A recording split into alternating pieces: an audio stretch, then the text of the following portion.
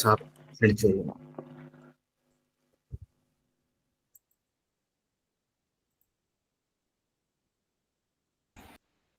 സ്വാമി മ്യൂട്ടാണേ.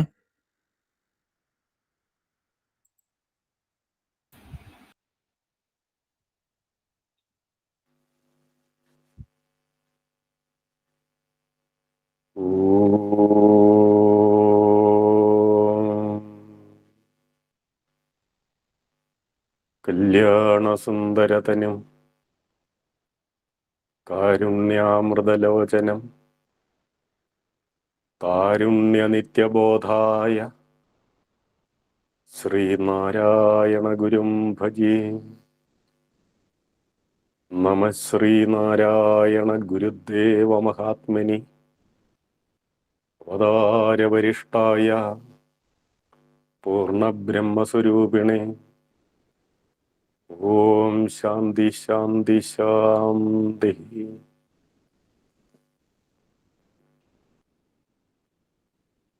ഗുരുപാദങ്ങളിൽ പ്രണമിച്ചുകൊണ്ട് ഗുരുവിൻ്റെ പ്രശിഷ്യ പരമ്പരയെ സ്മരിച്ചുകൊണ്ട് സ്നേഹനിധികളായ ശിവഗിരി സാഹോദര്യം സ്മൈൽ കുടുംബാംഗങ്ങളെ എല്ലാവർക്കും സ്നേഹ വന്ദനം. ശ്രീനാരായണ ഗുരുദേവ ജയന്തിക്കുള്ള ഒരുക്കങ്ങളിലാണ് നാം എല്ലാവരും. ആ ഒരുക്കങ്ങൾ ബഹുഭാഗവും ആഘോഷങ്ങൾക്കാണ് പ്രാധാന്യം കൊടുക്കുന്നതെന്ന് നിസ്സംശയം പറയാം. ഗുരുവിൻ്റെയാണ് ജയന്തി എന്ന് നാം വിസ്മരിക്കപ്പെടാൻ പാടുള്ളതല്ല. ഗുരു തന്നെ ഇത് സംബന്ധിച്ച് ഇഷ്ടാനിഷ്ടങ്ങൾ പ്രകടിപ്പിച്ചിട്ടുണ്ട്. ഇവിടെ നമുക്ക്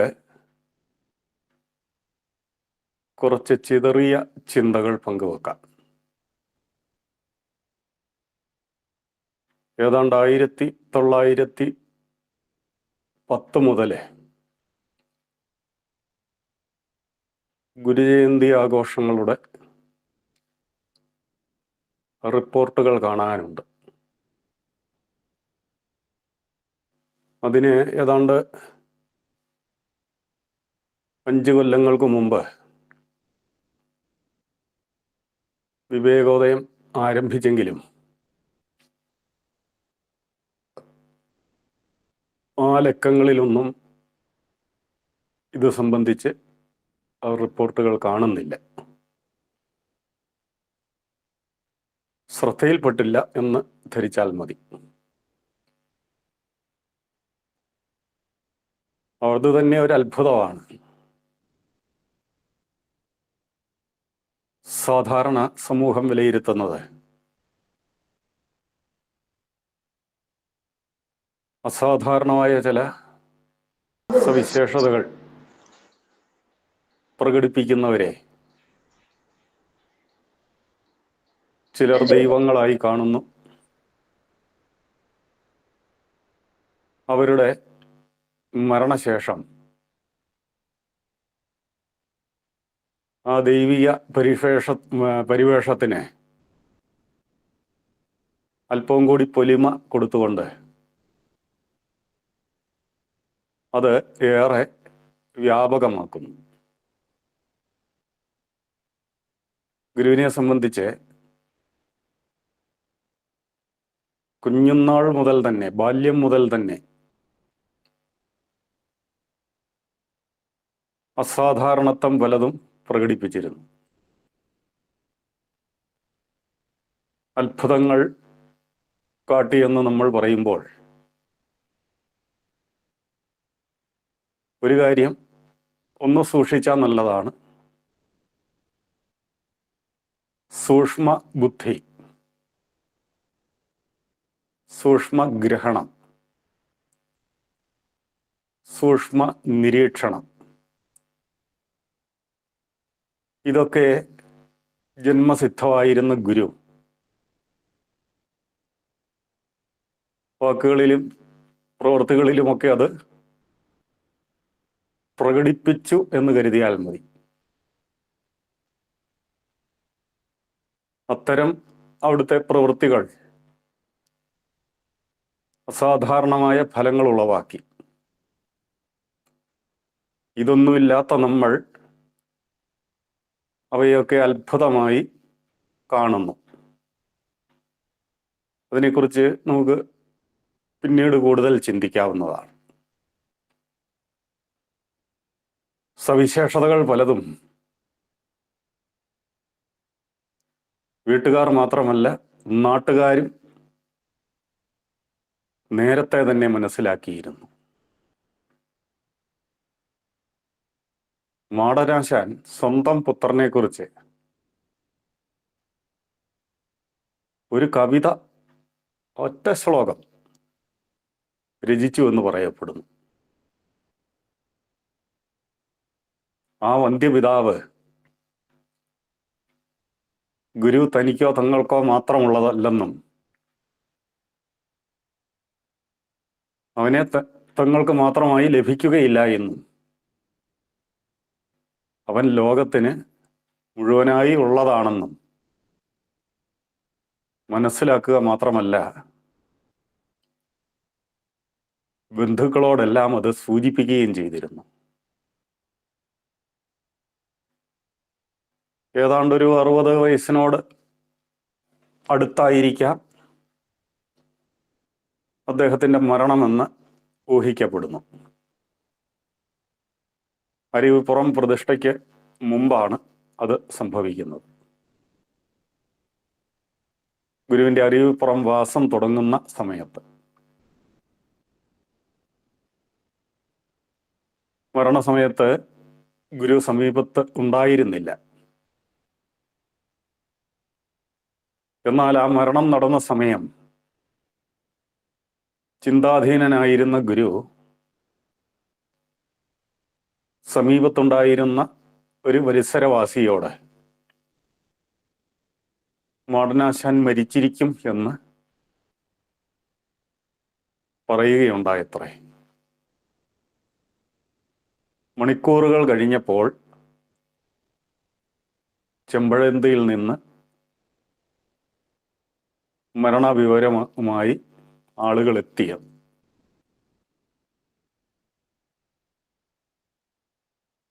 ഗുരു അത് മനസ്സിലാക്കിയിരുന്നു. അതിന് ഏതാനും ദിവസങ്ങൾക്ക് മുമ്പ് മാടനാശാനെ ഗുരു സന്ദർശിക്കുകയുണ്ടായി. അദ്ദേഹം രോഗാതുരനായി കഴിഞ്ഞിരുന്നു. തൻ്റെ ഏകമകനെ ഒന്ന് കാണണമെന്ന് അദ്ദേഹം ആഗ്രഹിച്ചു. അത് തന്നെ കാണാൻ വരുന്നവരോട് സൂചിപ്പിക്കുകയും ചെയ്തു. പക്ഷേ പുത്രന്റെ അവധൂത വൃത്തിയെക്കുറിച്ചൊക്കെ അറിയാവുന്ന മാടനാശാൻ അത് ഒരാഗ്രഹം മാത്രമായിരിക്കുമെന്നുള്ളാലെ കരുതിയിരുന്നു. മറ്റു ബന്ധുജനങ്ങൾക്കാകട്ടെ ഇങ്ങനെ ചരിച്ചുകൊണ്ടിരിക്കുന്ന ഒരാളെ എവിടെ അന്വേഷിക്കാനാണ്, എവിടുന്ന് കൊണ്ടുവരാനാണ് എന്ന് നിസ്സഹായത പ്രകടിപ്പിക്കുകയാണ് ചെയ്തത്. ആരും പ്രതീക്ഷിക്കാത്ത ഒരു സമയം ഗുരു അവിടെ പ്രത്യക്ഷപ്പെടുന്നു. പിതാവിൻ്റെ കണ്ണുകളിലേക്ക് ഉറ്റുനോക്കുന്നു. സംഭാഷണങ്ങളൊന്നുമില്ല. പിതാവാകട്ടെ ഒരു നിർവൃതിയോടെയാണ് പുത്രനെ നോക്കിയത്. വിതുമ്പിക്കൊണ്ട് ഒരാഗ്രഹം അറിയിച്ചു. ഭിക്ഷാന്തേഹിയായി വല്ലവരുടെയൊക്കെ ഭിക്ഷയിൽ കാലക്ഷേപം നടത്തിക്കൊണ്ടിരിക്കുന്ന ആ പുത്രന്റെ കൈകൊണ്ട് എന്തെങ്കിലും ഒന്ന് ആഹരിക്കണം. പുത്രൻ കരിക്ക് വെട്ടി ആ നീര്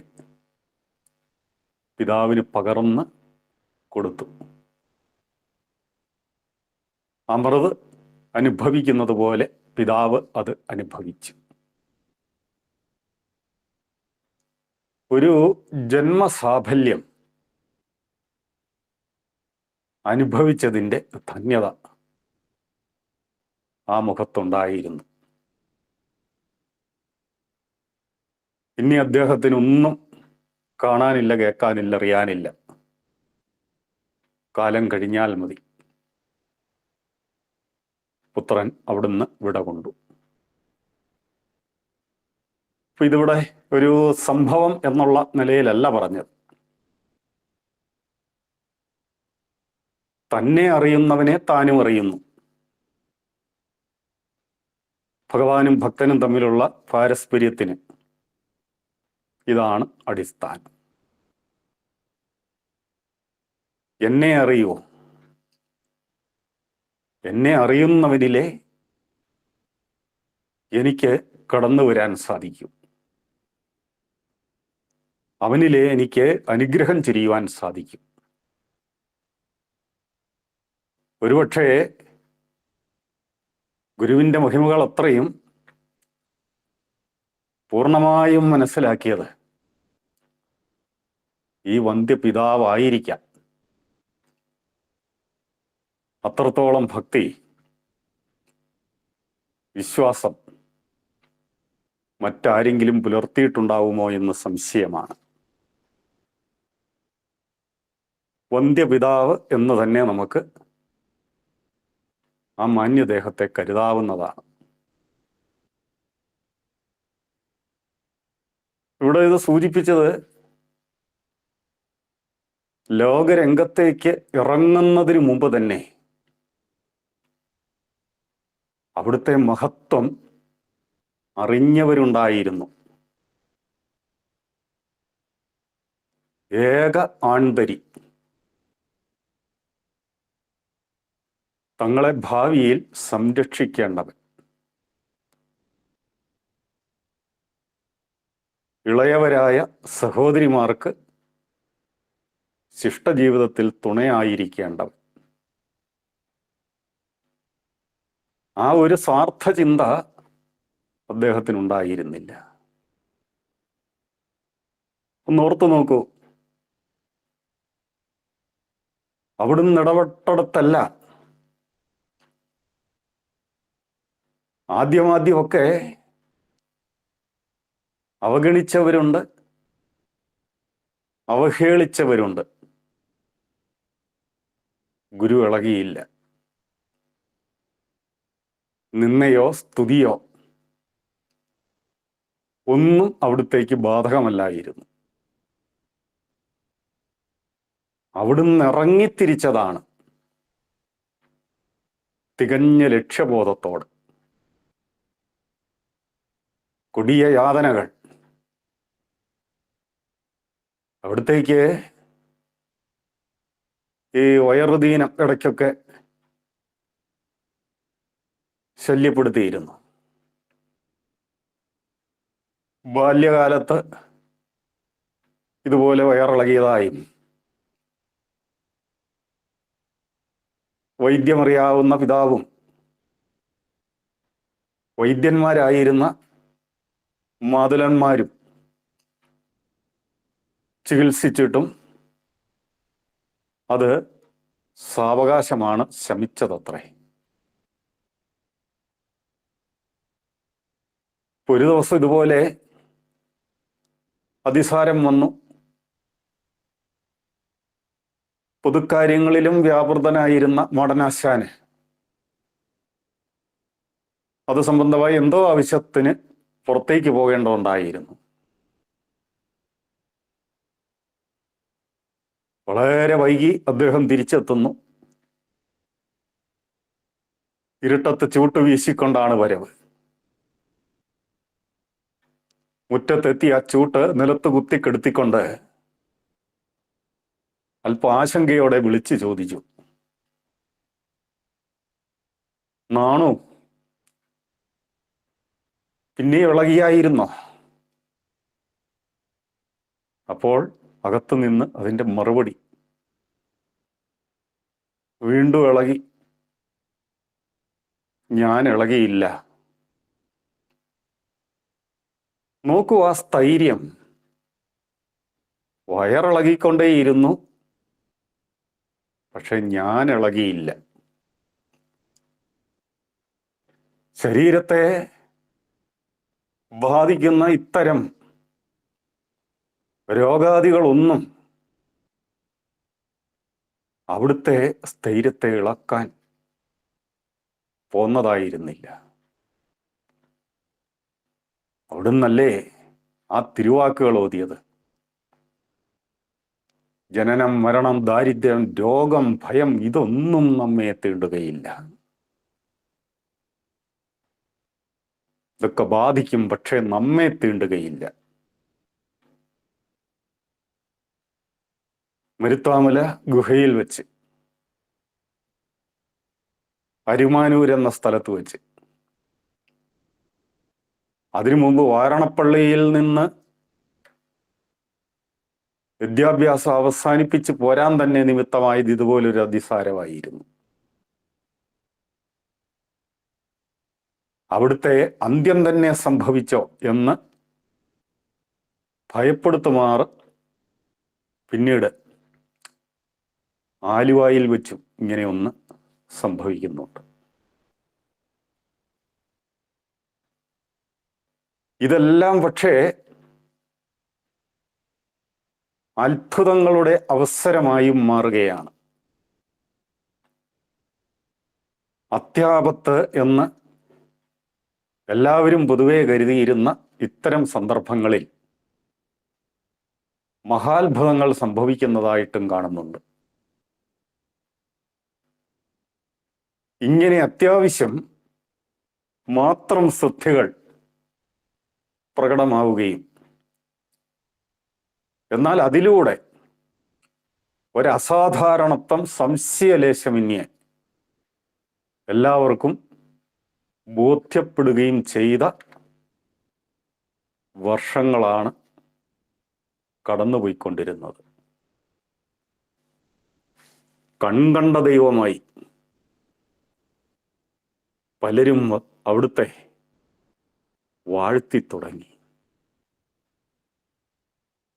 നാരായണ ഗുരു നായകൻ എൻ്റെ ദൈവമല്ലോ എന്ന് ആശാൻ 1-2 കവിതകൾക്ക് ആമുഖമായി കുറിക്കുകയും ചെയ്തു. അങ്ങനെ ഒരാളുടെ ജന്മനക്ഷത്രം പവിത്രമായി കാണാതിരിക്കുവാൻ ആർക്ക് കഴിയും? അവരവരാൽ ആവുന്നതുപോലെ അവരത് നിർവഹിച്ചു തുടങ്ങി.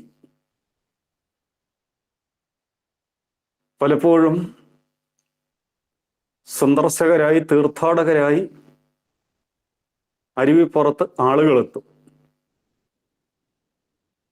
സന്ദർശകരുടെ എണ്ണം വർദ്ധിക്കുമ്പോൾ അവിടെയും ധാരാളം ആളുകൾ വന്നു പോകാറുണ്ട് എന്നറിയാവുന്ന ആളുകൾ എന്തെങ്കിലുമൊക്കെ കരുതി വരും. ചിലർ പാളയിൽ പലഹാരങ്ങളോ അവലോ ഒക്കെ പൊതിഞ്ഞായിരിക്കും വരിക. ചിലർ കായ്കനികളും ധാന്യങ്ങളുമൊക്കെ ആയിട്ടായിരിക്കും വരിക. അവിടെ വന്ന് ഇതെല്ലാം തയ്യാറാക്കി ഗുരുവിനും നേദിക്കുക എന്നല്ലാതെ എങ്ങനെ പറയൂ ഇതിനൊക്കെ? ഗുരുവിനെ ദർശിക്കാൻ പ്രാർത്ഥിക്കാൻ വരുന്ന ആളുകൾക്ക് ഇത് കൊടുക്കുക. സാങ്കേതികമായി ഗുരുപൂജ എന്ന് അന്നൊന്നും പ്രയോഗിച്ചിരുന്നില്ല എങ്കിലും ഗുരുപൂജ എന്നേ നിലവിൽ വന്നിരുന്നു. അതിന് പൂജാമന്ത്രങ്ങളുടെ ഒന്നും രചന വരെ നമ്മൾ നോക്കേണ്ടതില്ല. അതിന് എത്രയോ മുമ്പ് തന്നെ ഗുരുപൂജ നിലവിൽ വന്നു കഴിഞ്ഞിരുന്നു. അവിടെയും കാണാം ഒരു അത്ഭുതം. 1917 സഹോദരൻ അയ്യപ്പൻ നടത്തിയ മിശ്ര ഭോജനം വലിയ ബഹളമുണ്ടായി. അത് വലിയ കോലാഹലങ്ങൾക്കിട വരുത്തി. അതിനെക്കുറിച്ചൊക്കെ നമുക്ക് അറിയാവുന്നതാണ്. പക്ഷെ നാം അറിഞ്ഞില്ല, ഇങ്ങനെയൊക്കെ നടന്ന ഗുരുപൂജകളിൽ പങ്കെടുത്തിരുന്നവർ നാനാ വിഭാഗങ്ങളിൽപ്പെട്ടവരായിരുന്നു എന്ന് മാത്രമല്ല, ആ മഹൽ സന്നിധിയിൽ അവർ ഇടകലർന്നാണത്രേ ഇരുന്ന് അത് ഭുജിച്ചത്. അതിലൊക്കെ ആർക്കെങ്കിലുമൊക്കെ സങ്കോചമുണ്ടായിരുന്നുവെങ്കിൽ ഗുരു അതിന് പ്രതിവിധി ചെയ്തതെന്താണ്? പാചകരായിട്ട് വരെ അധകൃതരെന്ന് നമ്മൾ കരുതുന്ന ആളുകളെ നിയോഗിക്കുക.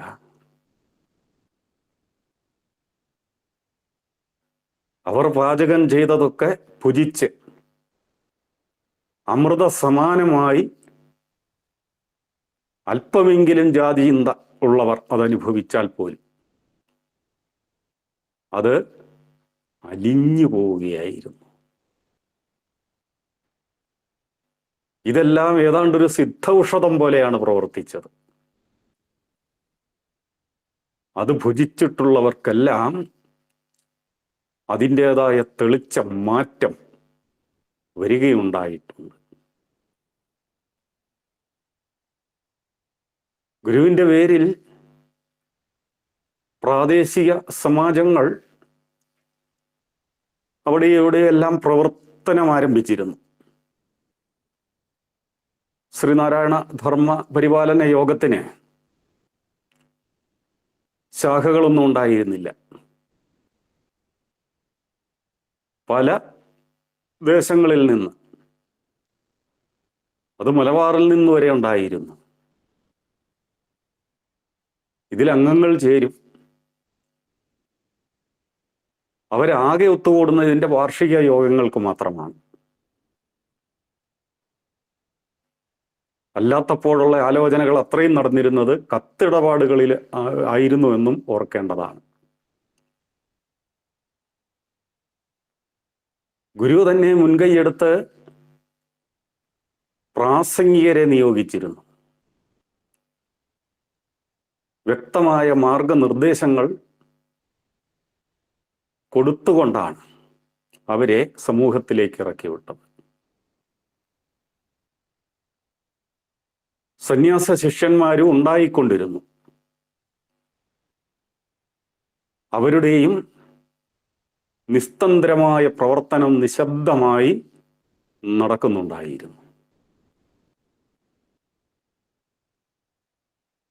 കാലം കഴിയും തോറും,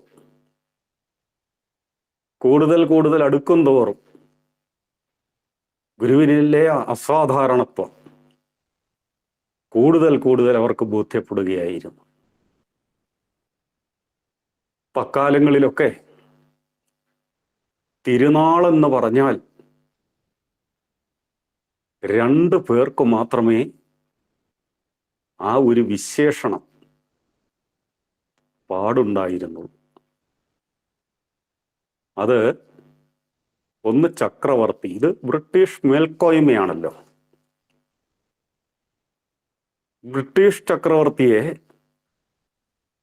ദൈവതുല്യനായിട്ടാണ് സമൂഹം കണ്ടിരുന്നത്.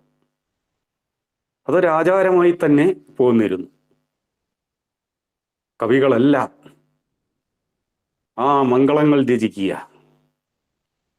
പത്രങ്ങളിലെല്ലാം അത് പ്രസിദ്ധീകരിക്കുക, വിദ്യാലയങ്ങളിലെല്ലാം ചക്രവർത്തി തിരുമനസിന്റെ തിരുനാൾ, ജന്മദിനമല്ല, തിരുനാൾ. പിന്നെ ഇവിടെ രാജാവുണ്ട്. അത് കൊച്ചിയിലുമുണ്ട്, തിരുവിതാംകൂറിലുമുണ്ട്. ആ രാജാക്കന്മാർക്കും തിരുമനസ്സിലെ തിരുനാൾ. രാജാവിന് ഉപചാരപൂർവം ഉപയോഗിക്കുന്ന ഈ വിശേഷണം, ഈ പ്രയോഗം മറ്റാരും ഉപയോഗിച്ചിരുന്നില്ല.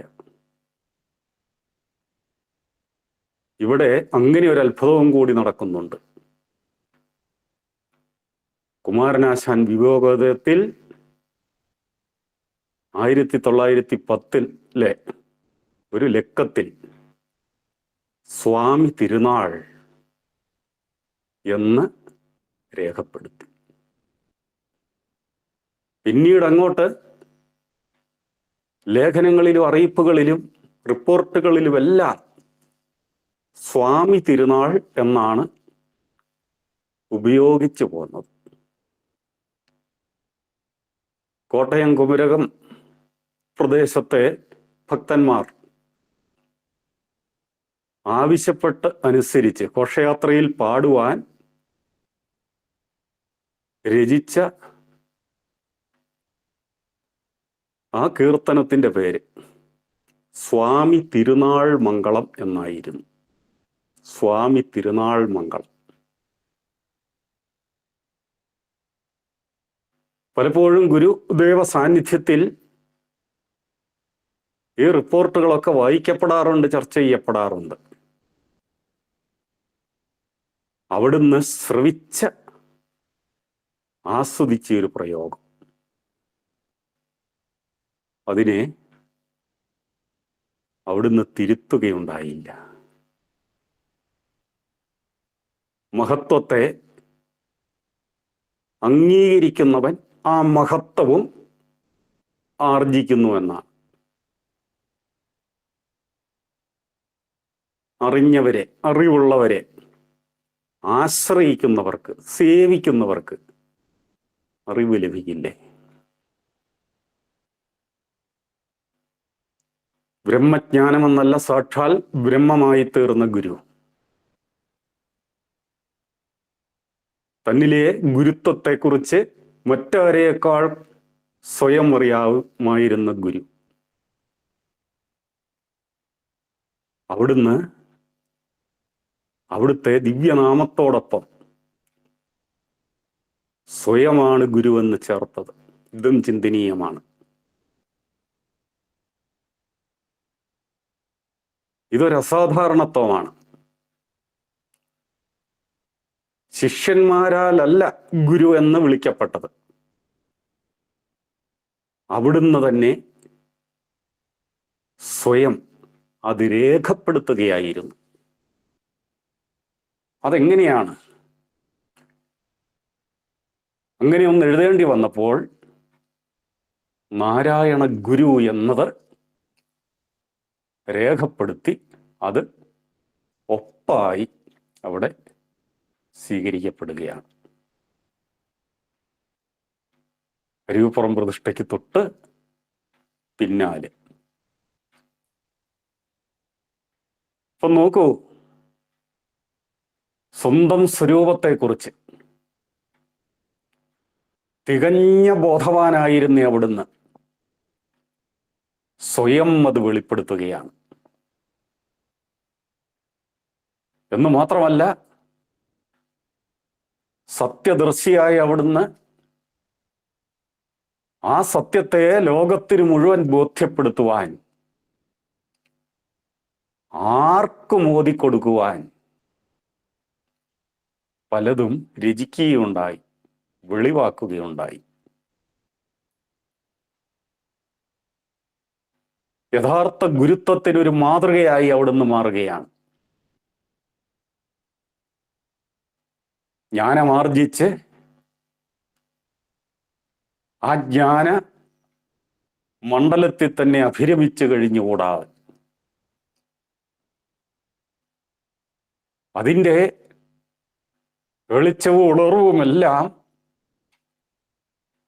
എല്ലാവരിലേക്കും അറിവതിനിങ്ങനെ ആർക്കും ഓതിടയണം. അവിടുന്ന് ശിഷ്യഗണങ്ങളെ ഇതിനായി നിയോഗിക്കുകയായിരുന്നു. ഇവിടെ ഒന്ന് ഓർക്കണം, ആരും അവിടത്തേക്ക് ഉപദേശം നൽകിയില്ല. ആരെയും ഗുരുവായി അവിടുന്ന് സ്വീകരിച്ചതായും കാണുന്നില്ല. ഒരു സന്ദർഭം വന്നപ്പോൾ അവിടുന്ന് ആത്മകഥം പോലെ മൊഴിഞ്ഞത്, ഈശ്വരൻ തന്നെ നമുക്ക് ഗുരു. ഓർത്തു നോക്കൂ, മറ്റുള്ളവര് പുരാണ ഋഷിമാരായിക്കൊള്ളട്ടെ, ഗുരു പരമ്പരയിലുള്ള ഏത് ഗുരുക്കന്മാരായിക്കൊള്ളട്ടെ, അവർക്കെല്ലാം ഗുരുസ്ഥാനത്ത് ആരെങ്കിലും ഉണ്ടാവും. ഇനി അതല്ല എങ്കിൽ പലരെ ആശ്രയിക്കും. അങ്ങനെയുള്ളവരാണ് ഏറെയും. ഇവിടെ നോക്കൂ, സ്വപരിശ്രമം കൊണ്ട്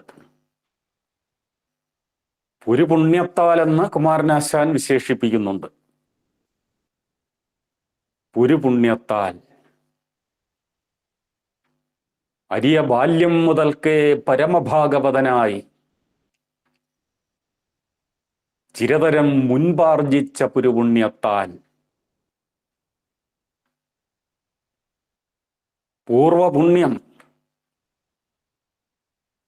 തികഞ്ഞ ഒരു പൂർണാവതാരമായിരുന്നു അവിടുന്ന്.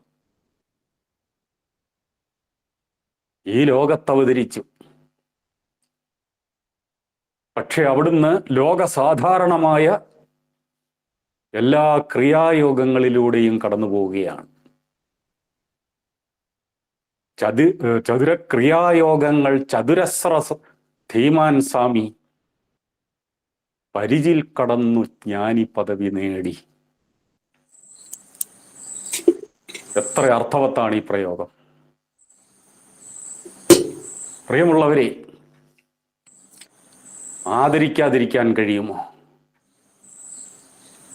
ഇവിടെ ആദരവ് ആവശ്യത്തിലധികമുണ്ടായിരുന്നു. ഈ ആദരവ് മാത്രമേ കാണുകയുള്ളൂ എന്ന് അവിടുത്തേക്ക് മനസ്സിലാക്കാൻ പറ്റാതെ വരില്ലല്ലോ. അതുകൊണ്ട് അതിനുള്ള അവസരങ്ങളിൽ നിന്ന് അവിടുന്ന് ഒഴിഞ്ഞു നിൽക്കുകയാണ് ചെയ്തത്. അപ്പൊ അവിടെ മറ്റൊരു വശം കൂടിയുണ്ട്.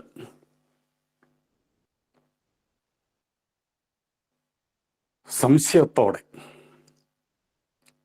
അതൊരു സംശയമായിരുന്നെങ്കിൽ സാരമില്ല. സംശയിച്ച ഒരാളായിരുന്നു സത്യവ്രത സ്വാമികൾ പൂർവാശ്രമത്തിൽ. അളക്കാൻ വേണ്ടി, പരീക്ഷിക്കാൻ വേണ്ടി ചെന്നതാണ്. പക്ഷേ ആ പാദങ്ങളിൽ നിത്യാശ്രിതനായി മാറി. മറ്റതങ്ങനല്ല. സ്പർദ്ധ കൊണ്ട്, അസൂയ കൊണ്ട്, സാധാരണ പറഞ്ഞു പോരുന്ന ഈ ജാതിക്കുശുമ്പ് എന്ന് തെളിച്ചു തന്നെ പറയാം. ഒരിക്കലും ഒരവർണ്ണ ജാതിയിൽ നിന്ന് ഒരാൾക്ക് ബ്രഹ്മജ്ഞാനം ലഭിക്കാൻ, ഒരു ബ്രഹ്മജ്ഞാനിയായി ഉയരാനുള്ള സാധ്യതയില്ല. പാരമ്പര്യ വിശ്വാസം അവരെ അതാണ് പഠിപ്പിച്ചത്. അതുകൊണ്ട് ഗുരുവിനോട് സമൂഹം കാട്ടുന്ന ആദരവ് ചിലരെയെങ്കിലും അസഹ്യപ്പെടുത്തിയിരുന്നു. ഒളിഞ്ഞും തെളിഞ്ഞുമെല്ലാം അവർ അത് പ്രകടിപ്പിച്ചിരുന്നു. എന്തിന്? അലോസരങ്ങളായ കുറിമാനങ്ങളൊക്കെ പല പത്രങ്ങളിലും വന്നുകൊണ്ടിരുന്നു. അപ്പോൾ ഇതൊക്കെ കേട്ട് നമ്മൾ രോഷം കൊള്ളുകയല്ല വേണ്ടത്. ഇവിടെ സംഭവിക്കുന്നത് ഗുരുവിൻ്റെ മാറ്റ് ഉരയ്ക്കപ്പെടുന്നതായിട്ടാണ്. ശിഷ്യന്മാർ, അനുചരന്മാർ ഗുരുവിനെ എത്രത്തോളം അറിഞ്ഞു എന്നത് വെളിയിൽ വരുന്നതിന് നിമിത്തമാവുകയല്ലേ ചെയ്തത്. അപൂർവമായിട്ടൊക്കെ ഉണ്ടായിക്കൊണ്ടിരുന്ന ഇത്തരം ആക്ഷേപങ്ങൾ എത്ര പക്വതയോടെയും സമചിത്തതയോടെയുമാണ് അന്ന് കുമാരനാശാനും CV കുഞ്ഞിരാമനും ഒക്കെ, അമിതവാദി ശ്രീകൃഷ്ണനുമൊക്കെ അതിന് മറുപടി കൊടുത്തിട്ടുള്ളത്. അവരാരും പ്രതിഷേധിക്കുകയല്ല ചെയ്തത്. അവരുന്നയിക്കുന്ന ആക്ഷേപങ്ങൾക്കോ സംശയങ്ങൾക്കോ ഇനി പരിഹാസങ്ങൾക്കോ യുക്തമായ മറുപടി നൽകുമ്പോൾ യഥാർത്ഥ ഒരു ബ്രഹ്മവിത്തിനെ അവിടെ അവതരിപ്പിക്കുകയാണ് അവർ ചെയ്തത്. ആരോഗ്യകരമായിരുന്നു ഗുരു ശിഷ്യന്മാരുടെ പ്രതികരണം. കാലം മാറി. ഇന്ന് അത്തരം ഒരു പരാമർശം എങ്ങാനും ഉണ്ടായാൽ നമ്മൾ പ്രകോപിതരാവുകയാണ്. അതിന് മറുപടിയല്ല നമ്മൾ കൊടുക്കുന്നത്, പ്രകോപിപ്പിച്ചവനെ തേജോവധം ചെയ്യുക.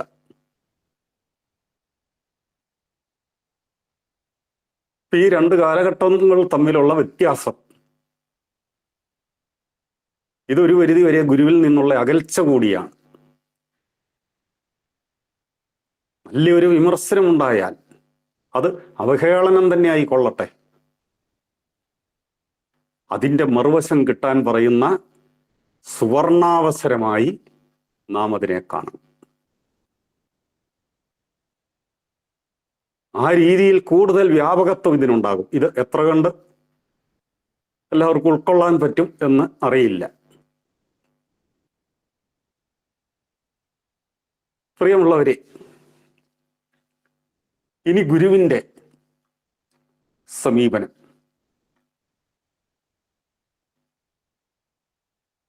ഇത്തരം കാര്യങ്ങളിലൊന്നും അവിടുന്ന് ശ്രദ്ധിച്ചിരുന്നില്ല. ചിലരൊക്കെ ഗുരുവിൻ്റെ സമക്ഷം ഇതൊക്കെ വായിച്ചു കേൾപ്പിക്കും. അവിടെയും ഇവിടെയും കേട്ട ചില പരാമർശങ്ങളെ പറഞ്ഞും കേൾപ്പിക്കും. ഒരു ഭാവഭേദവുമില്ല. എന്നാൽ പറഞ്ഞവനോട് ഇങ്ങനെയൊന്നും ഇവിടെ വന്ന് പറയേണ്ടതില്ല എന്ന് വിലക്കുമില്ല. ഓ അങ്ങനെയോ, ഓ ഇങ്ങനെയോ, അതാണോ, ഇങ്ങനെയൊക്കെ ഒരു ഒരു അനുഭാവം അതിനോട് പ്രകടിപ്പിക്കുകയും ചെയ്യും. അവിടുന്ന് പ്രത്യേകിച്ച് ഒരു ഭാവഭേദവും കാട്ടാറില്ല. അതിൻ്റെ മനസ്സിലാകണമെങ്കിൽ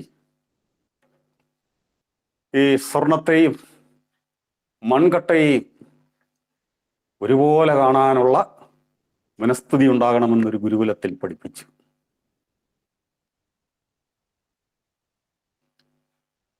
അപ്പൊ അത് സിദ്ധി വരുത്തുവാൻ ഉപദേശങ്ങളും കൊടുത്തു. ഒരിക്കൽ ആ ഗുരുകുലത്തിലെ ശിഷ്യന്മാരും കൂടെ ഇങ്ങനെ പോകുമ്പോൾ മുന്നിൽ നടന്ന ശിഷ്യൻ വഴിയിൽ സ്വർണ്ണക്കട്ടി കിടക്കുന്ന കണ്ടു. ഇയാൾ പെട്ടെന്ന് ഏതാണ്ട് അരുതാത്തത് കണ്ടതുപോലെ അത് ചവിട്ടി പൂഴിയിൽ താഴ്ത്തി, പൂഴി തട്ടി മൂടി.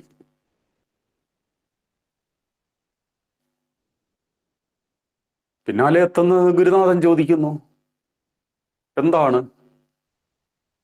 അപ്പോൾ ശിഷ്യൻ പറയുന്നു, അയ്യോ, സ്വർണം, നമുക്കൊക്കെ അത് കാണാൻ പാടുണ്ടോ? അപ്പ തന്നെ അയാളെ ഗുരുകുലത്തിൽ നിന്ന് പുറത്താക്കി അത്രേ.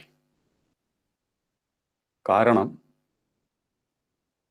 ഇവൻ ഇതിനെ ക്ഷണത്തിൽ തട്ടി മൂടിയപ്പോൾ അവൻ മാനസികമായിട്ട് വളർന്നിട്ടില്ല. അതവിടെ കിടന്നോളും, സ്വർണവും കട്ടയും ഒരുപോലല്ലേ. അങ്ങനെയാണെങ്കിൽ കട്ട ഇതുപോലെ ചവിട്ടി താഴ്ത്തണമായിരുന്നു, അത് ചെയ്തില്ലല്ലോ. അപ്പൊ അവന് ആ ഭേദചിന്തയുണ്ട്, അത്രയും വളർന്നിട്ടുള്ളൂ. പണ്ടൊക്കെ ഇങ്ങനെയായിരുന്നു. ശിഷ്യന്റെ ഇതുപോലുള്ള സമീപനങ്ങൾ വെച്ചുകൊണ്ടാണ് ഗുരുക്കന്മാർ അത്തരം കഴിവുകളെ അളന്നിരുന്നത്,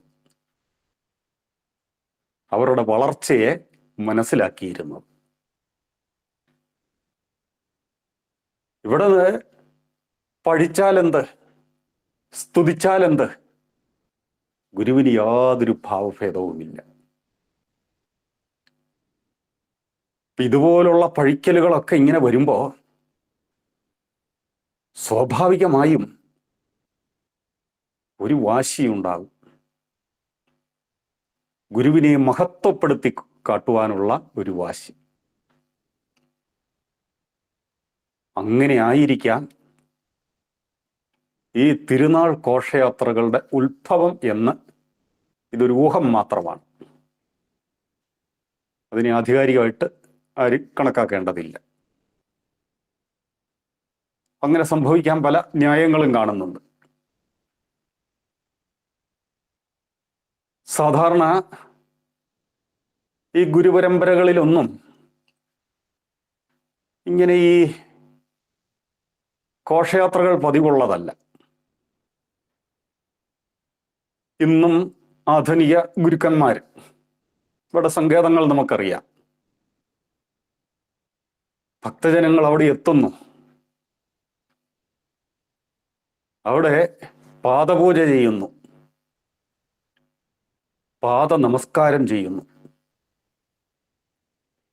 ആ ഗുരു പരമ്പരയുടെ പുഷ്ടിക്ക് വേണ്ടി അവർ കരുതി വരുന്ന ഒരു സമർപ്പണം ചെയ്യുന്നു. അതിലൂടെ ആ പ്രസ്ഥാനം പുഷ്ടി പ്രാപിക്കുന്നു. ഇത് അപൂർവമായ ഒരു കാര്യമാണ്. ഈ ജയന്തി പ്രമാണിച്ചുള്ള ഇങ്ങനത്തെ യാത്ര, അതിനെ മറ്റു തരത്തിൽ തെറ്റിദ്ധരിക്കരുത്. ഇത് ഒരു തത്വം പറഞ്ഞു വരുമ്പോൾ ആ രീതിയിൽ അങ്ങ് പറയേണ്ടി വരുന്നു. അത് ചിന്തിക്കേണ്ടതാണ്. അപ്പം നമ്മളപ്പം പെട്ടെന്ന് അതിനൊരു ന്യായം കണ്ടെത്തും. നബിദിനത്തിന് അവർ നടത്തുന്നില്ലേ? ഇങ്ങനെ പറഞ്ഞാൽ എത്രയിടത്തെ ഉദാഹരണം പറയാനുണ്ട്? അതും ഇതുമായിട്ട് താരതമ്യം ചെയ്യാൻ പാടുണ്ടോ? അതുകൊണ്ടാണ് തുടക്കത്തിൽ പറഞ്ഞത് ഗുരുവാണ് എന്ന് നമ്മൾ മറക്കരുത്. ഇനി ശിഷ്ടസമയം കൊണ്ട് പരിശോധിക്കാവുന്ന, അല്പം ചിന്തിക്കാവുന്ന ചില കാര്യങ്ങൾ. എല്ലായിടങ്ങളിലും ഗുരുവിൻ്റെ നാമത്തിൽ ഇതുപോലെ ഈ ആർഭാടം,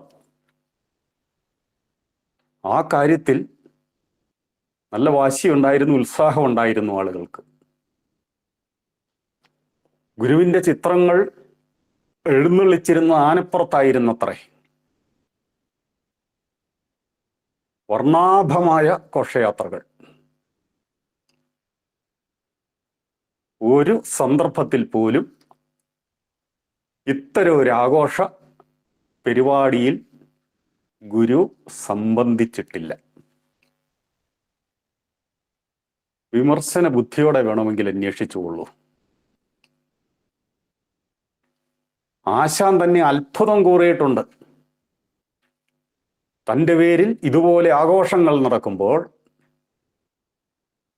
തൻ്റെ പേരിൽ ഇതുപോലെ ഭജനകൾ നടക്കുമ്പോൾ, നേർച്ചകൾ നടക്കുമ്പോൾ, വഴിപാടുകൾ നടക്കുമ്പോൾ, ഇതൊന്നും അറിയാതെ ഏതെങ്കിലും ഒരു സ്ഥലത്ത് തികച്ചും സാധാരണ ദിവസം പോലെ അവിടുന്ന് കഴിഞ്ഞുകൂടുകയായിരുന്നു. ഇത്തരം ആചരണങ്ങളൊക്കെ നിലവിൽ വന്ന് എങ്ങനെയാണെങ്കിലും ഒരു 2 വ്യാഴവട്ടക്കാലമെങ്കിലും ഗുരു അതിന് നേർസാക്ഷിയായിരുന്നിരിക്കും. ഷഷ്ടിപൂർത്തി ദിവസം, അത് ലോകവ്യാപകമായി നടന്ന ആഘോഷമായിരുന്നു. അന്ന് ആലുവയിൽ നിശബ്ദാന്തരീക്ഷത്തിലാണത്രേ അവിടുന്ന് കഴിഞ്ഞത്. സന്ദർശകർ സാധാരണ പോലെ ചെല്ലും. വിശേഷിച്ച് സ്വാമി തിരുനാളായതുകൊണ്ട് ഒന്ന് നമസ്കരിക്കാൻ പോകാം എന്ന് കരുതി കൂടുതൽ ആളുകൾ ചെല്ലാറില്ല. അതിൻ്റെ കാരണം ഗുരുജയന്തി ആഘോഷിക്കാൻ പോവുകയാണ്. അന്ന് അങ്ങനെയായിരുന്നു. അതുകൊണ്ട് അന്ന് ഒരുപക്ഷെ ചില സന്ദർഭങ്ങളിൽ സാധാരണ നിലയിലുണ്ടാകുന്ന ആൾ പോലും ആശ്രമത്തിലെത്തിയിരുന്നില്ല. എല്ലാവരും സ്വാമി തിരുനാൾ ലോകമറിയെ ആഘോഷിക്കുവാൻ വീഥിയിലേക്ക് ഇറങ്ങുമ്പോൾ ആരുടെ നാമധേയത്തിലാണോ ഈ തിരുനാൾ കൊണ്ടാടുന്നത്, ആ മഹാപുരുഷൻ ഭഗവാൻ ഇതാ പ്രത്യേകിച്ചൊരു ഭാവഭേദമില്ലാതെ അവിടുന്ന് എപ്രകാരമാണോ അപ്രകാരം തെളിഞ്ഞു പ്രകാശിച്ചുകൊണ്ട് തന്നെ എവിടെയെങ്കിലും ഏകാന്തമായി നിലകൊള്ളുന്നുണ്ടാവും. ഇതെന്തൊരത്ഭുതമാണ് എന്ന് ആശാൻ അത്ഭുതം കുറിച്ചിട്ടുണ്ട്. ആ രംഗം ഒന്ന് ഓർക്കുക. 2-3 തവണ ആശാന്റെ കുറിപ്പ് വരുന്നുണ്ട്. അത് തൃപ്പാദങ്ങൾ നിർദ്ദേശിച്ചിട്ടാണെന്ന് ആ കുറിപ്പ് വായിക്കുമ്പോൾ അറിയാം. അതെങ്ങനെയാണ് തൻ്റെ പേരിൽ ആഘോഷങ്ങൾ നടത്തുന്നത് ഇഷ്ടമല്ല എന്ന് പലപ്പോഴും പല പ്രകാരത്തിലും അവിടുന്ന് തന്നെ വ്യക്തമാക്കിയിട്ടുള്ളതാണ് എന്ന് പല ആശാന് കുറിക്കേണ്ടി വരുന്നുണ്ട്. ആ അനിഷ്ടം ഏറ്റവും കൂടുതൽ പ്രകടിപ്പിച്ചിട്ടുള്ളതും ആശാന് മുമ്പിലായിരിക്കും. പക്ഷേ ഇതിനെ നിയന്ത്രിക്കാൻ ആർക്ക് പറ്റും? ഭക്തന്മാരുടെ ഭക്തി അതിരിവിടുകയാണ്. പക്ഷേ ഇത് മാത്രമാണോ ഭക്തി എന്നുള്ളതാണ് നമുക്ക് തിരിച്ചറിയാതെ പോയത്. ആശാൻ ഒരിക്കൽ എഴുതി, ഇതാ നാട് നീളെ സ്വാമി തിരുനാൾ ആഘോഷങ്ങൾ പൊടിപൊടിക്കുന്നു. എന്നാൽ സ്വാമിയുടെ പല കർമ്മ പദ്ധതികളും ഇവിടെ മുടങ്ങിക്കിടക്കുന്നു. ഒരു ചതയ ദിനത്തിലല്ലേ ശാരദാമഠത്തിന് തറക്കല്ലിടുകയുണ്ടായത്? അടുത്ത വർഷം ഇതിലെ പ്രതിഷ്ഠ നിർവഹിക്കാനിരുന്നു, നടന്നില്ല. അത് അകാരണമായും അസാധാരണമായും വൈകിയപ്പോൾ ഗുരു നീരസം പ്രകടിപ്പിക്കുകയുണ്ടായി. ഒരു വേള ഒരു ദീർഘ സഞ്ചാരമായിരുന്നു തമിഴകത്തോടെ.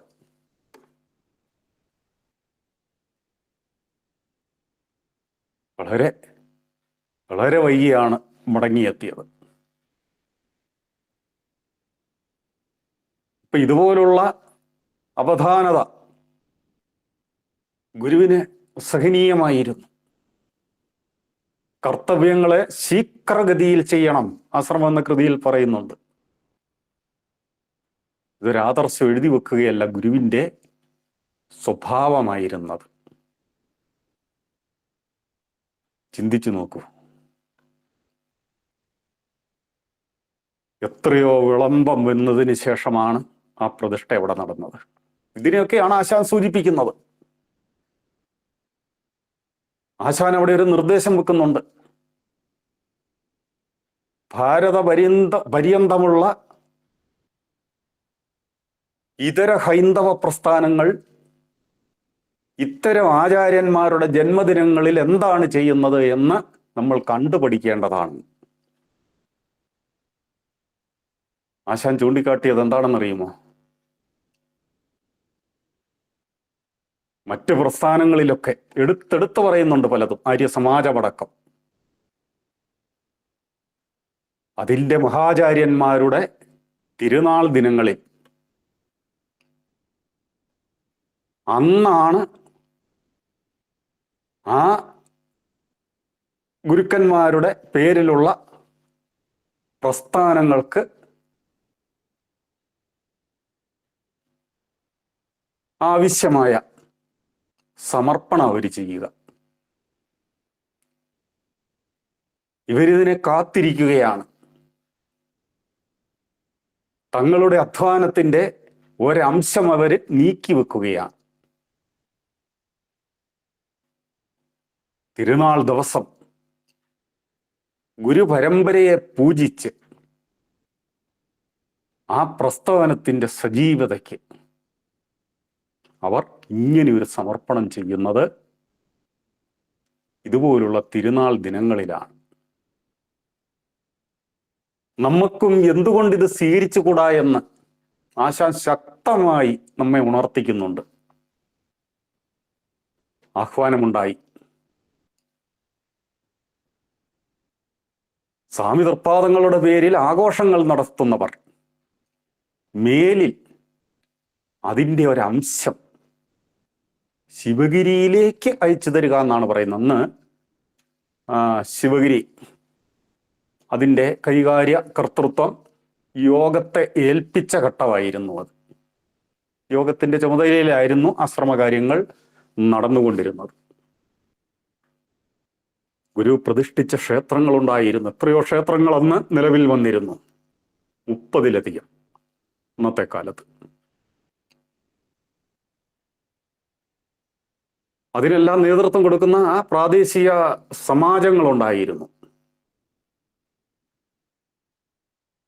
സ്കൂളുകൾ വരെയുള്ള സമാജങ്ങളും അക്കാലത്തുണ്ടായിരുന്നു. ഇങ്ങനെ ഗുരുവിൻ്റെ നാമത്തിൽ പുലർന്നു പോകുന്ന എല്ലാ പ്രസ്ഥാനങ്ങളുടെയും ശ്രദ്ധയെ ആശാൻ ക്ഷണിച്ചു. പലരും പ്രാദേശിക സമാജങ്ങളുടെ കീഴിൽ എന്തെങ്കിലുമൊക്കെ ചെയ്യാൻ ഉത്സാഹിച്ചതല്ലാതെ, സ്കൂളോ ക്ഷേത്രങ്ങളോ പോലെയുള്ള സംരംഭങ്ങൾ ചുരുക്കം ചില സമാജങ്ങൾക്കേ ഉണ്ടായിരുന്നുള്ളൂ. ബാക്കിയുള്ളവരെല്ലാം ഇതുപോലെ ഈ വിഭവങ്ങളോ ധനമോ സമാഹരിച്ച് പൊടിപൊടിക്കുന്നത് തിരുനാൾ ദിനങ്ങളിലായിരുന്നു. പ്രാദേശികമായി മറ്റുള്ളവരുടെ മുമ്പിൽ ഗുരുവിനെ മഹത്വപ്പെടുത്തുക, അതിനുള്ള വ്യഗ്രത, അതിനെ ഭക്തിയായിട്ട് നമുക്ക് കാണാം. പക്ഷെ അതിന് ഒരു പോരാഴികയുണ്ട്. ഇതുപോലെ ശക്തിയായി സമുദായത്തെ ഉണർത്തിച്ചിട്ടും ഈ പറഞ്ഞ ഫലം അതിനുണ്ടായില്ല എന്നാണ് പ്രസ്ഥാന ചരിത്രം നോക്കുമ്പോൾ നമുക്ക് ബോധ്യപ്പെടുക. കടം വാങ്ങിക്കൊണ്ടേയിരുന്നു. ഗുരുദേവൻ പോലും പല ധനികരുടെ അടുത്ത് ആളെ വിടുന്നുണ്ട്, കടം വാങ്ങുന്നുണ്ട്. SNDP യോഗത്തിന് ഗുരു കടം കൊടുക്കുന്നുണ്ട്. ഉള്ളതെല്ലാം നുള്ളിപ്പെറുക്കി ചിട്ടി കൂടിയും മറ്റുമാണ് ഓരോന്നോരോന്നൊക്കെ ചെയ്തതിൻ്റെ ബാധ്യത വീട്ടിക്കൊണ്ടിരുന്നത്. 1914-15 യുദ്ധം പൊട്ടിപ്പുറപ്പെട്ടു. നാടാകെ ക്ഷാമമായി. ആ ക്ഷാമകാലത്താണ് ഈ ഷഷ്ടിപൂർത്തി വരുന്നത്. ആ ക്ഷാമകാലത്ത് പോലും മാമാങ്കത്തെ ജയിക്കുംപടി മഹോത്സവം നടത്തി. ഒന്ന് ഓർത്തു നോക്കുക. ഇതൊക്കെ ഒരു വശത്തോടെ നമുക്ക് അഭിമാനകരമാണ്. പക്ഷെ അതിൻ്റെ മറുവശം നമ്മളിൽ എത്ര പേർ ചിന്തിച്ചിട്ടുണ്ടാവുമെന്നറിയില്ല.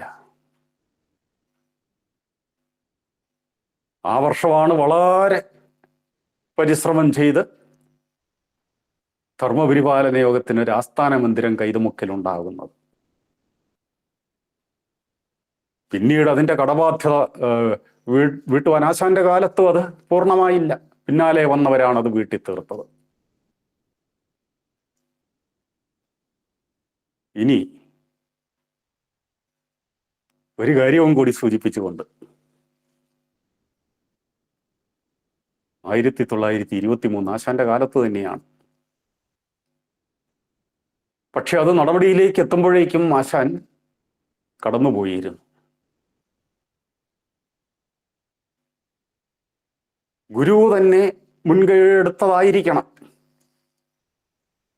അല്ല എങ്കിൽ ഡോക്ടർ പൽപ്പുവും സമാന മനസ്കരും തയ്യാറായി വന്ന് ഗുരു അതിനെ ആശീർവദിച്ച് ഗുരു തന്നെ അതിൻ്റെ മുൻപന്തിയിലേക്ക് ഗുരു വന്നു എന്നുള്ളതാണ്.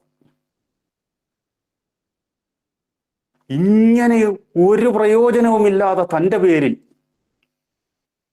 പണം ഇങ്ങനെ പുകഞ്ഞു തീരുക, കത്തിത്തീരുക, അതിനും പ്രതിവിധി ഗുരു തന്നെ ചെയ്യുന്നു. അപ്പൊ അതിനെക്കുറിച്ച് വളരെ വിസ്തരിച്ച് നമുക്ക് മറ്റൊരിക്കൽ ചർച്ച ചെയ്യാം. അപ്പൊ അതിൻ്റെ ഒരു സൂചന മാത്രം. അവിടുന്ന് ചെയ്തത് ഈ സമുദായത്തോട് മൊത്തവും ഗുരു പ്രതിഷ്ഠിച്ചിട്ടുള്ള ക്ഷേത്രങ്ങളോടും ഗുരുവിൻ്റെ പേരിലുള്ള സമാജങ്ങളോടും ഒരു കൽപ്പന പുറപ്പെടുവിച്ചു. ചതയം കൊണ്ടാടുമ്പോൾ, അവിടെ ചതയം എന്നാണ് പറയുന്നത്, അതിലൊരംശം, അതിന് പ്രത്യേക ഒരു സംവിധാനമൊക്കെ അവിടെ ഉണ്ടാക്കി ശിവഗിരി. ഗുരു തന്നെ അതിൻ്റെ പരമാധ്യക്ഷനായിരുന്നു എന്ന് ഓർക്കണം. ഡോക്ടർ പൽപ്പു അതിൻ്റെ മുഖ്യ ചുമതലക്കാരനുമായി. ഗുരുജയന്തി കൊണ്ടാടുന്നതിനോടൊപ്പം അതിൻ്റെ ഒരു വിഹിതം ശിവഗിരിയിലേക്ക് അയക്കുക. വ്യക്തികളോട് ചെയ്ത ഒരു ആഹ്വാനം, നിങ്ങളുടെ സമ്പാദ്യത്തിൽ നിന്ന് 100-ൽ ഒരംശം എന്ന് പറഞ്ഞാൽ 100 രൂപ സമ്പാദ്യമുണ്ടെങ്കിൽ അതിൻ്റെ ഒരംശം എന്ന് പറയുന്നത് 1 രൂപ ഈ ചതയ ദിനത്തിൽ ശിവഗിരിയിലേക്ക് അയക്കുക. അങ്ങനെ ക്ഷേത്രങ്ങൾക്കും ഗുരു പ്രതിഷ്ഠിച്ച ക്ഷേത്രങ്ങൾക്കും സമാജങ്ങൾക്കും എല്ലാം ഇതിൽ പങ്കാളികളാകാം, വ്യക്തികൾക്കുമാകാം. ഇങ്ങനെ അയക്കപ്പെടുന്നവരുടെ എല്ലാം ലിസ്റ്റാക്കി ആ ലിസ്റ്റിൽ നിന്ന് നറുക്കിടും. ഈ നറുക്ക് വീഴുന്നവർക്ക് അവിടെ ഈ ചതയ ദിനത്തിൽ ലഭിക്കുന്ന തുക. അപ്പം നോക്കണം, ആഹാ ബഹുലക്ഷം ജനങ്ങളുണ്ടെന്ന് ഓർക്കണം. അവർ സഹകരിക്കുകയാണെങ്കിൽ വലിയൊരു തുക അന്നത്തെ കാലത്ത് അവിടെ വരും. അതിൻ്റെ 50% നറുക്ക് വീഴുന്ന ആ പ്രദേശത്തേക്ക് കൊടുക്കുകയാണ്. അതെന്തിനാണെന്നറിയുമോ? ഗുരു കുറെ അധികം പദ്ധതികൾ പറയുന്നുണ്ട്. അതിനകത്ത് ആതുരാലയം പറയുന്നുണ്ട്, അഗതി മന്ദിരം പറയുന്നുണ്ട്, ഈ മതവിദ്യാപാഠശാല പറയുന്നുണ്ട്, ക്ഷേത്രം പറയുന്നില്ല കേട്ടോ. അത് വന്ന് മൃഗസംരക്ഷണ കേന്ദ്രം വരെ, അത് മൃഗചികിത്സ. നോക്കൂ, എത്ര വിപുലമായ പദ്ധതിയാണ്. അപ്പൊ ഒന്ന് ഓർത്തു നോക്കൂ, അവിടെ നറുക്ക് വീഴുന്ന ഒരു പ്രദേശത്തേക്ക് അന്നത്തെ ദിവസം വരുമാനത്തിന്റെ പകുതി അങ്ങോട്ട് കൊടുക്കുകയാണ്. ശിവഗിരിയിൽ നിന്ന് നിർദ്ദേശിക്കുന്ന, ഇത് ഗുരുവിന്റെ കൽപ്പനയാണെന്ന് ഓർക്കണം, ശിവഗിരിയിൽ നിന്ന് നിർദ്ദേശിക്കുന്ന പദ്ധതി ആ നാട്ടിൽ ചെയ്യണം. ഇതിന്റെ അർത്ഥം എന്താണ്? ഒരു ഗുരുജയന്തിക്ക് ഗുരുവിന്റെ പേരിൽ ഏതെങ്കിലും ഒരു നാട്ടിൽ ഒരു പ്രസ്ഥാനം ഉദയം ചെയ്യും, ആരംഭിക്കപ്പെടും.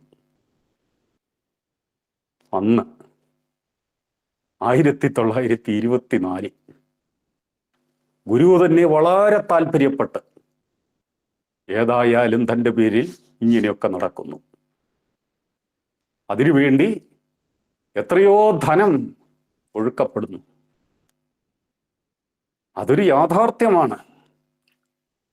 അതിനെ വിലക്കാനോ തടയിടാനോ പറ്റില്ല. എന്നാൽ ഇതിൻ്റെ ഒരു അംശത്തെ ക്രിയാത്മകമാക്കി തീർക്കുവാൻ ഗുരു തന്നെ ശ്രമിക്കുകയാണ്. നോക്കൂ സഹോദരങ്ങളെ, ഒരിടത്തു പോലും അങ്ങനെയൊന്നും സംഭവിക്കാനിട വന്നില്ല. എന്ന് പറഞ്ഞാൽ ബധിര കർണങ്ങളിലാണ് ഇത് പതിച്ചത്. ഒറ്റപ്പെട്ട ആരെങ്കിലും എന്തെങ്കിലും ചെയ്താലായി. അത് കഴിഞ്ഞ് നമ്മൾ കാണുന്നത് ഒരു അതിതീവ്രമായൊരു പ്രവർത്തനം ഗുരു ചെയ്യുന്നതായിട്ടാണ്. എന്ത് ഗുരു മനസ്സിൽ കണ്ടു? ഒരു മാതൃകാ സ്ഥാനം അരിവപ്പുറത്ത് സ്ഥാപിച്ചതുപോലെ ഈ ഭൗതികവും ആത്മീയവുമായ സകല പ്രവർത്തനങ്ങളും എല്ലാം, ഭൗതികവും ആത്മീയവും ലൗകികവും ഒന്നല്ല എന്ന് പറഞ്ഞ ഗുരു ഇതിനെ രണ്ടിനെയും സമന്വയിപ്പിച്ചുകൊണ്ട് അതിവിപുലമായ ഒരു പ്രവർത്തന പദ്ധതി വിദ്യാസമ്പന്നരായ 2 ശിഷ്യന്മാരെ കൊണ്ട് തയ്യാറാക്കിച്ച് അതിലേക്ക് ധനസംഭരണത്തിനിറങ്ങുകയാണ്. അവിടുന്ന് തന്നെ ഇറങ്ങിത്തിരിക്കുന്നു. അത് പക്ഷേ സഫലമാകുന്നില്ല. പ്രിയമുള്ളവരെ, നാം ഇന്നത്തെ കാലത്ത് പോലും നമ്മുടെ ചിന്തയിൽ വരാത്ത എത്രയോ കാര്യങ്ങൾ അന്നത്തെ കാലത്ത് വിഭാവന ചെയ്തിരുന്നു, ആവിഷ്കരിക്കാൻ ആവിഷ്കരിച്ചിരുന്നു. പക്ഷേ അതൊന്നും നാം ഏറ്റെടുത്തില്ല. ഇതിൻ്റെ പേരിൽ പഴിക്കാനോ സ്വയം എകഴ്ത്താനോ അല്ല ഇതെല്ലാം ചർച്ച ചെയ്യുന്നത്. ഗുരുസേവയ്ക്കുള്ള പുതിയൊരു വഴി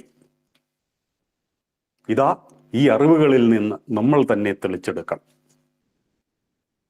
അവിടുന്ന് എന്ത് വിഭാവന ചെയ്തിട്ടുണ്ട്, അവിടുന്ന് തന്നെ കൈവച്ച എത്രയെത്ര കാര്യങ്ങൾ മുടങ്ങിയിട്ടുണ്ട്. അതിനെയെല്ലാം പുനരുജ്ജീവിപ്പിക്കുക നമ്മുടെ എല്ലാം ഒരു വ്രതമായിരിക്കണം. നോക്കൂ സഹോദരങ്ങളെ, സാധാരണ നിലയിൽ നാടടക്കം ഇങ്ങനെയൊക്കെ അങ്ങായിപ്പോയി. ആ ധാരയിൽ നമ്മൾ അലിഞ്ഞ് ചേർന്നു. ഒറ്റപ്പെട്ടാണെങ്കിലും ഇത് ഗുരുവിനെ കുറിച്ചാണ് നാം ചിന്തിക്കുന്നതെങ്കിൽ, ഗുരുവിനെയാണ് പരമാചാര്യ നമസ്തേ എന്ന് നമ്മൾ വണങ്ങുന്നതെങ്കിൽ, ഗുരുവിന്റെ നാമധേയത്തിലാണ് നമ്മൾ സംഘടിച്ചിരിക്കുന്നതെങ്കിൽ, ഗുരുവിന്റെ നാമത്തിലാണ് ഇങ്ങനെയൊക്കെ നമ്മൾ ആഘോഷിക്കുന്നതെങ്കിൽ, ആ ഗുരുവിന്റെ മനോഗതം ഒന്ന് മനസ്സിലാക്കിയാൽ തന്നെ നാളുകളിൽ ഇതെല്ലാം കർമ്മരൂപത്തിൽ വന്നേക്കാം. അറിയാതെ എങ്ങനെയാകും?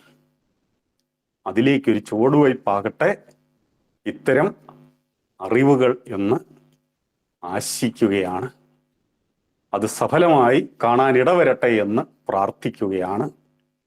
എല്ലാവർക്കും ഗുരുദേവ അനുഗ്രഹം നേർന്നുകൊണ്ട് ഈ സംഭാഷണം ഇവിടെ സമർപ്പിക്കുന്നു. നമസ്കാരം.